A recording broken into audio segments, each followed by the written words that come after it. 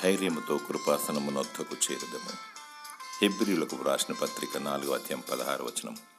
అధైర్యపడకూడదు, నీ భక్తి నీకు ధైర్యమును పుట్టిస్తుంది. దేవుడు మనకు ధైర్యం గల ఆత్మనిచ్చాడు. పిరిగివారు దేవుని రాజ్యములో చేరరు. దేవుని సన్నిధిలో సమయం గడిపినప్పుడు, దేవుని ఆత్మతో సత్యంతో ఆరాధించినప్పుడు ధైర్యమును చేకూరుస్తాడు. ప్రతిరోజు ప్రభువైన యేసుక్రీస్తుతో సహవాసం చేయాలి. ఆయన సన్నిధిని అనుభవించాలి. అనేకుల కొరకు, సమస్త భూ ప్రజల కొరకు, గొప్పవారి కొరకు, అనారోగ్యుల కొరకు, శత్రువుల కొరకు, సొంత వారి కొరకు ప్రార్థన విజ్ఞాపన చేయాలి. మానక దేవుని కృపాసనమునొద్దకు చేరాలి. దేవుని దయలో వర్ధిల్లుతూ కృప వెంబడి కృపను పొందుకోవాలి. ఏ సమస్య, కష్టము, నష్టము వచ్చినా దేవుని స్తుతిస్తూ సంతోషిస్తూ గంతులు వేయాలి. నీ దేవుడు సమస్తము చేయగల సమర్థుడు. దేవుడు నీకు ధైర్యం గల ఆత్మను దయచేయునుగాక. ఆమేన్.